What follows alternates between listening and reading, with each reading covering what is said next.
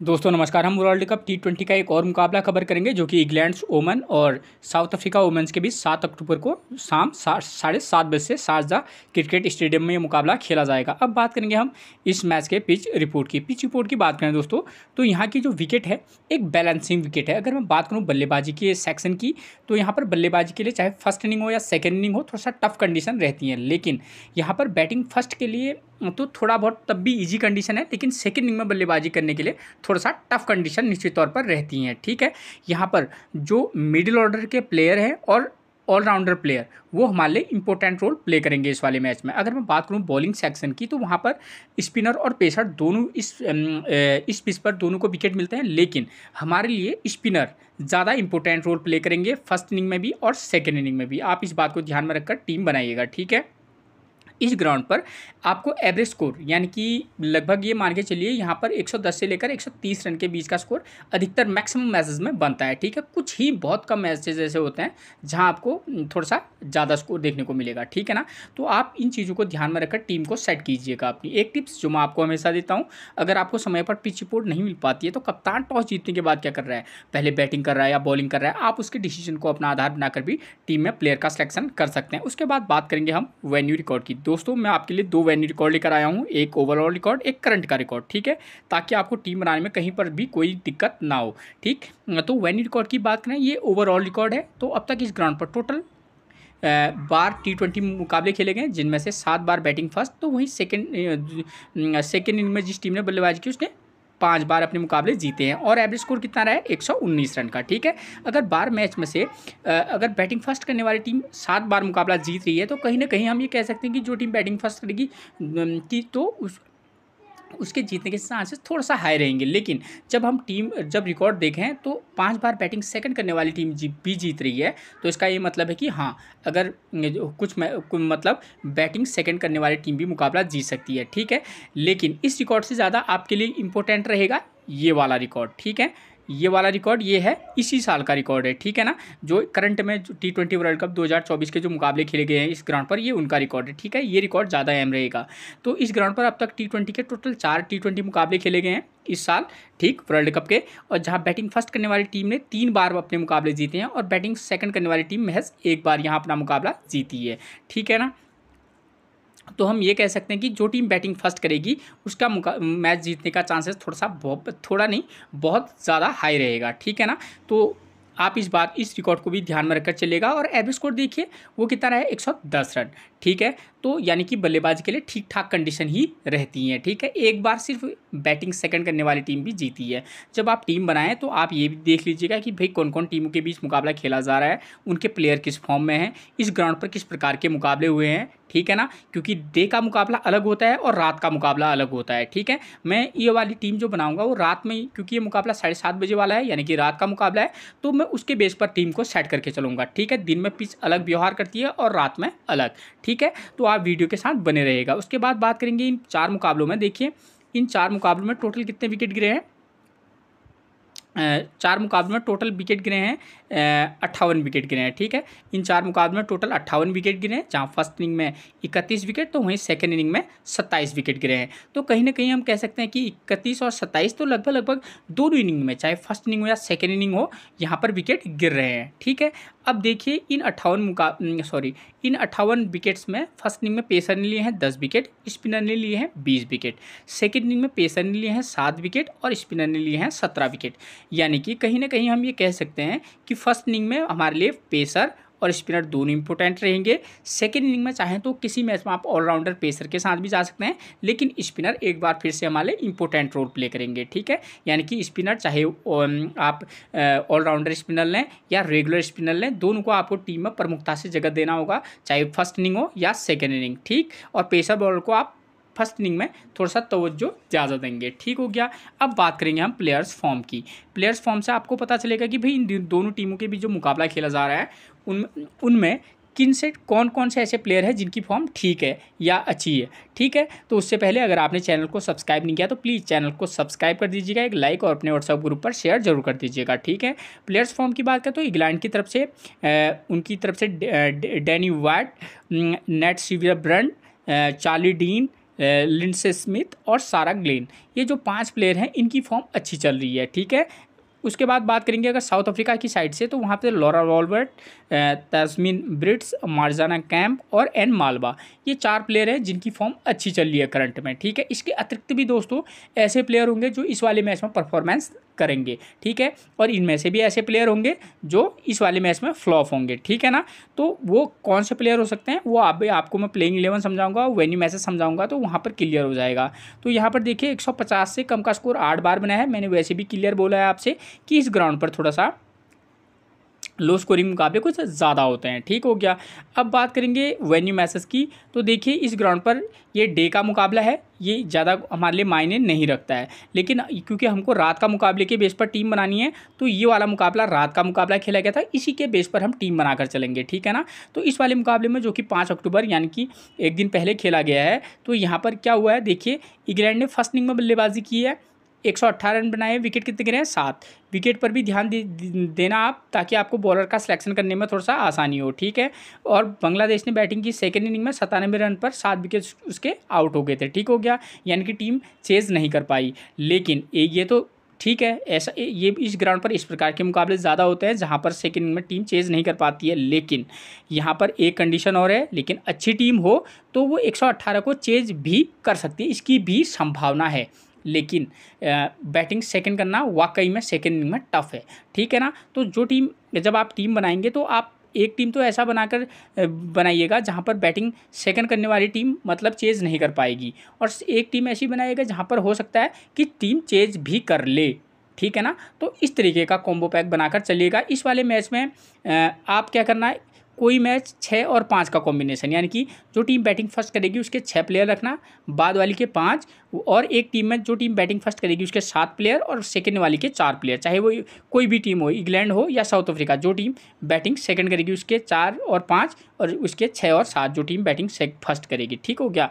तो अब हमको टीम किस प्रकार से बनाकर चल सकते हैं, यहाँ पर हमको साफ पता है कि भाई सेकेंड इनिंग में टफ है कंडीशन चेज के लिए, और फर्स्ट इनिंग में विकेट भी गिर रहे हैं और थोड़ा बहुत स्कोर भी बन रहा है, तो इसके बेस पर जो भी टीम बैटिंग फर्स्ट करेगी, कंडीशन 2 ही होंगी, या इंग्लैंड बैटिंग फर्स्ट करेगी या साउथ अफ्रीका।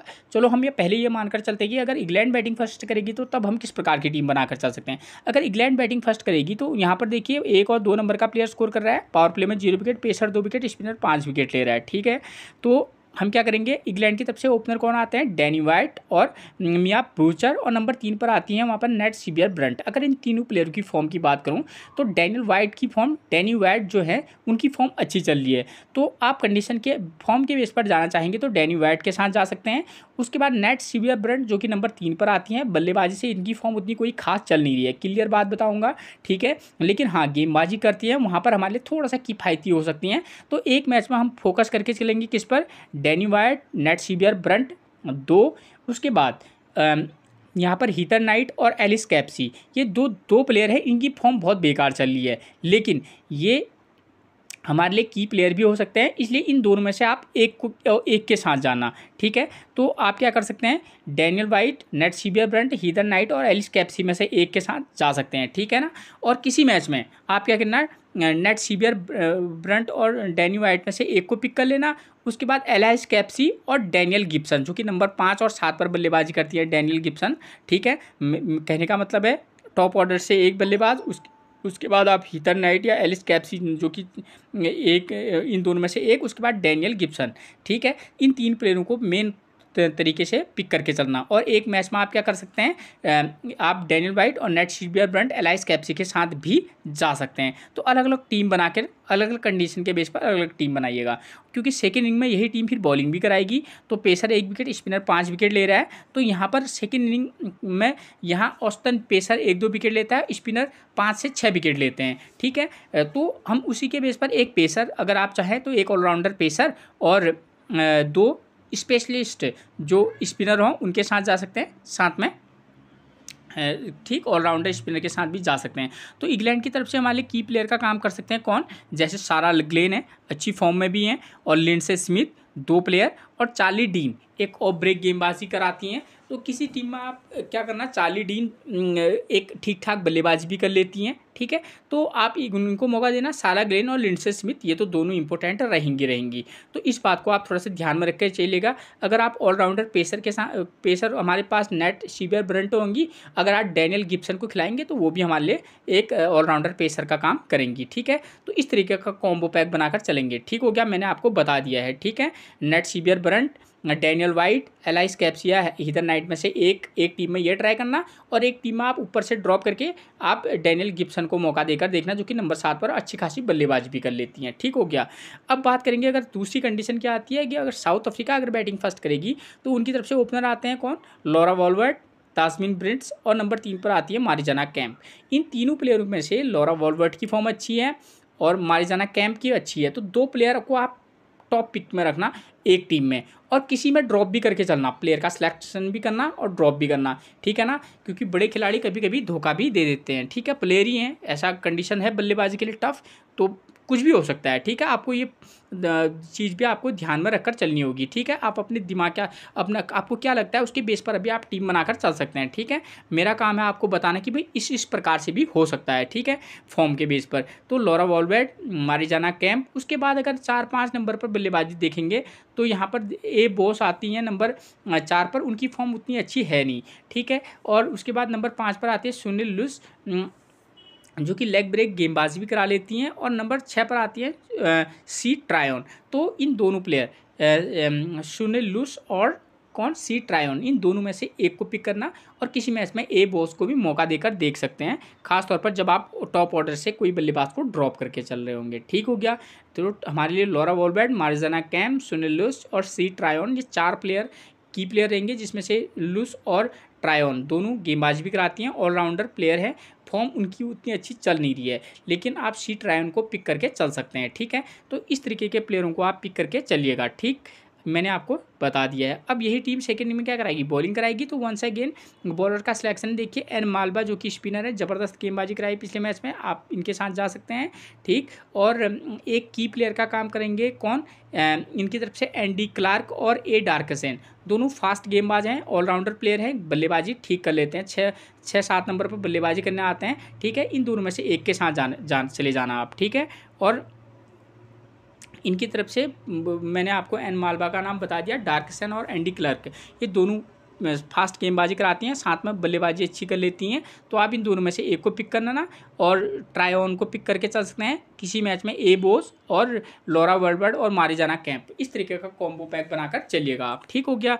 अब बात आती है सेकेंड इनिंग की। तो सेकेंड इनिंग में यहाँ चेस करना टफ है, चाहे इंग्लैंड हो या साउथ अफ्रीका, जो भी टीम सेकेंड इनिंग में बल्लेबाजी करेगी उसके प्लेयरों को थोड़ा सा दिक्कत हो सकती है। तो टॉप 1, 2, 3 में से केवल एक बल्लेबाज को ले लीजिएगा, रिस्क लेना चाहेंगे, ठीक है ना, एक मैच में टॉप ऑर्डर 1, 2, 3 में से केवल एक प्लेयर को, ठीक है। तो वहाँ पर आप नेट सीवियर ब्रंट को भी पिक कर सकते हैं इंग्लैंड की तरफ से। अगर साउथ अफ्रीका खेले तो लॉरा वॉल्वर्ट या मारिजाना कैंप में से एक को पिक करके चल सकते हैं, ठीक हो गया। उसके बाद आप डायरेक्ट क्या कर सकते हैं, सीधे 5 या 6 नंबर के प्लेयर को भी पिक करके चल सकते हैं, ठीक है। तो कौन सा प्लेयर किस नंबर पर आता है वो मैं आपको प्लेइंग 11 में बता दूंगा, ठीक है। जैसे ए बोज, यहाँ से एलिस कैप्सियो, एमी, ये डैनियल गिब्सन, ये प्लेयर हो सकते हैं इंग्लैंड की तरफ से, और साउथ अफ्रीका की तरफ से सुनील लुइस, ट्रायन और एंडी क्लर्क या डार्कसन में से एक को पिक कर लेना, ठीक है। तो थोड़ा सा आपको टफ निर्णय तो लेने ही होंगे, ठीक है। तो कंडीशन के आधार पर आप सेकेंड इनिंग में थोड़ा सा बल्लेबाजों को, चाहे उसकी फॉर्म कितनी अच्छी क्यों ना हो, ठीक है, तो थोड़ा सा रिस्क उठाकर आप किसी मैच में ड्रॉप करके चल सकते हैं। सेकेंड इनिंग में थोड़ा सा बल्लेबाजी के लिए टफ कंडीशन है, ठीक है ना। तो ये चीज़ आपकी क्लियर होगी। अब बात आती है बॉलिंग सेक्शन की। तो यहाँ पर फर्स्ट इनिंग में मान लें पेसर और स्पिनर, और सेकंड इनिंग में भी पेसर और स्पिनर इंपॉर्टेंट रहेंगे। आप कंडीशन के बेस पर एक ऑलराउंडर पेसर और या रेगुलर पेसर के साथ जा सकते हैं, और स्पिनर तो आपके लिए फर्स्ट इनिंग और सेकंड इनिंग में इंपॉर्टेंट रहेंगे ही रहेंगे। अब बात आती है कैप्टनसी और वाइस कैप्टनसी की। तो यहाँ पर सीधा विकल्प है स्पिनर, चाहे फर्स्ट इनिंग हो या सेकेंड इनिंग हो। हमारे लिए स्पिनर फर्स्ट इनिंग से भी आप वाइस कैप्टनसी दे सकते हैं स्पिनर को, और सेकेंड इनिंग से भी, ठीक हो गया। ये मसला आपका हल है। दूसरा, जो टीम बैटिंग फर्स्ट करेगी उसके 3-4 नंबर के प्लेयर को, ऑलराउंडर प्लेयर हो, और सेकेंड इनिंग से भी अगर कोई ऐसा प्लेयर है दमदार तो उसको भी वाइस कैप्टनसी दी जा सकती है। क्यों? और स्पिनर होना चाहिए तो आपके लिए ज़्यादा बेनिफिट होगा, ठीक है, क्योंकि स्पिनर को पिच से मदद है।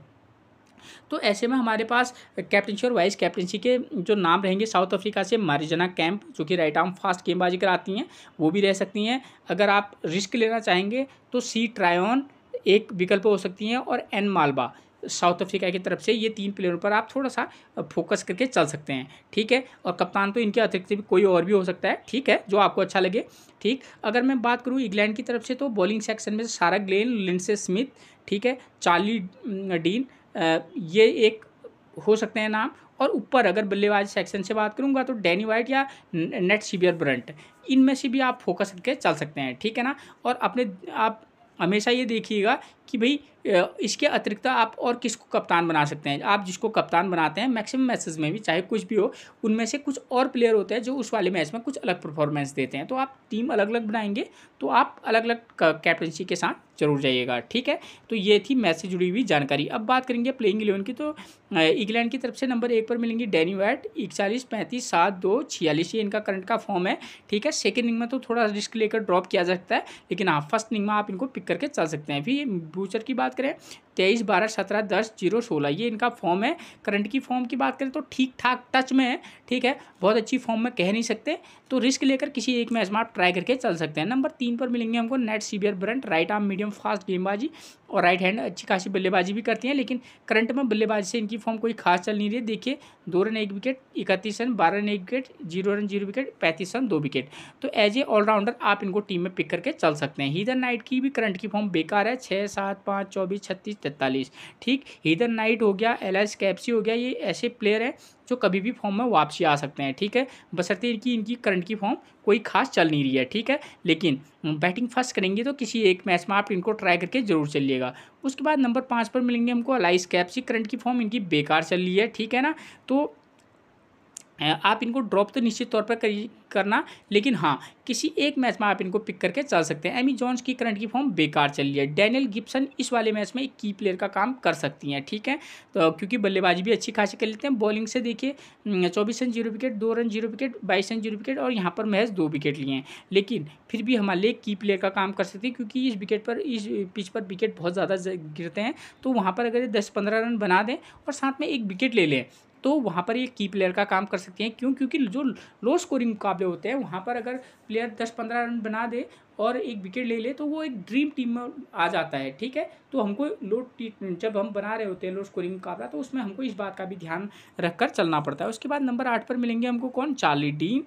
फॉर्म देखिए अच्छा फॉर्म है इनका, 2 wicket 1 wicket 1 wicket 3 wicket 0 wicket, ठीक है। तो चार्ली डीन हमारे लिए एक अच्छी पिक बन सकती है, चाहे फर्स्ट इनिंग हो सेकेंड इनिंग हो। सोफी स्केलेटन है तो ज़बरदस्त गेंदबाज, लेकिन करंट का फॉर्म इनका बेकार चल रहा है। हो सकता है कि इस वाले मैच में ये ट्रम्प प्लेयर हो सकती हैं सोफी स्केलेटन, ठीक है। और ये इतनी ज़बरदस्त प्लेयर है, अगर आप इनको टीम में रखेंगे, रिस्क लेना चाहेंगे तो सीधे कैप्टनसी का रिस्क लेना, या तो आपकी टीम अच्छे से डूब जाएगी या तो बहुत टॉप पर वही टीम होगी जिसमें सोफी स्केलेटन कैप्टन होंगी।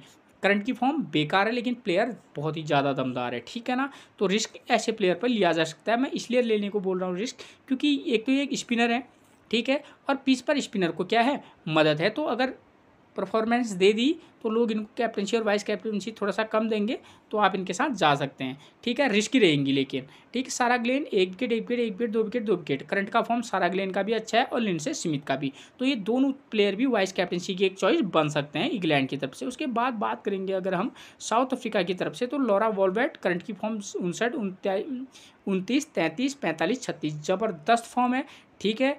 पिक भी आप जरूर करना, लेकिन ड्रॉप भी निश्चित तौर पर कीजिएगा, ठीक है, ज़बरदस्त पिक रहेंगी। और तस्मीन ब्रिट्स की बात करें 27, 57, 22, 0, 0, 9, 46, ये इनका फॉर्म है इनका करंट का। तो आप किसी एक मैच में ट्राई करके जरूर चलिएगा, लेकिन खासतौर पर अगर ये बैटिंग फर्स्ट करें तब। उसके बाद मारिजाना कैंप की बात करें, राइट आर्म फास्ट है, करंट की फॉर्म देखिए 0 रन 2 विकेट, मतलब बैटिंग नहीं आई इनकी, 2 wicket 2 wicket, 14 run 2 wicket, 26 run 1 wicket और 26 रन 3 विकेट।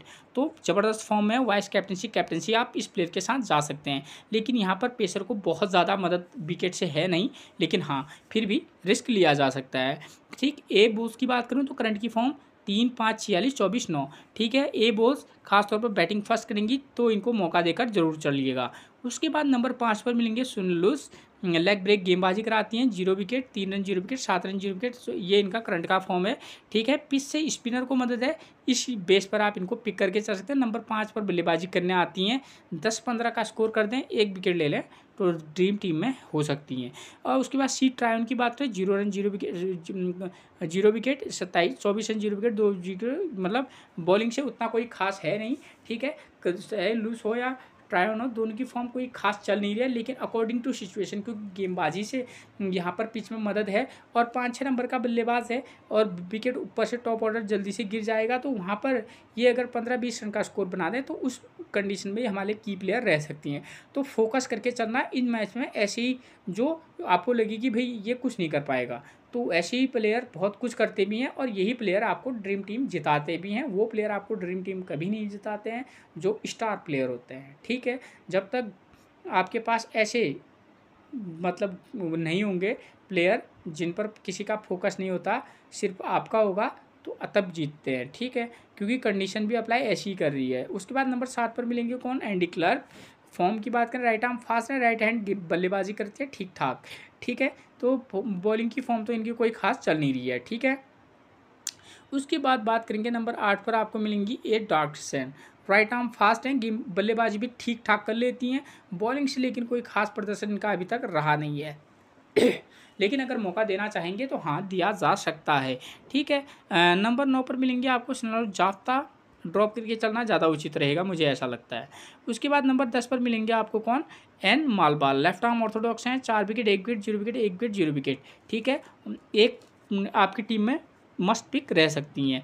उसके बाद खाका की बात करें तो 0 विकेट, 5 विकेट, 0 0, उसके बाद 0 ही है, ठीक है। तो खाका कितना कुछ कर पाएंगी ये कहना मुश्किल है, लेकिन मालवा हमारे लिए इंपॉर्टेंट पिक बन सकती हैं। तो ये थी आपके लिए मैच से जुड़ी हुई वो जानकारी जिसके बेस पर आप एक बेहतरीन टीम बनाकर चल सकते हैं, ठीक है। फिर मिलेंगे हम आपसे एक और प्रेडिक्शन के साथ, तब तक के लिए आप सभी को मेरा प्रणाम दोस्तों।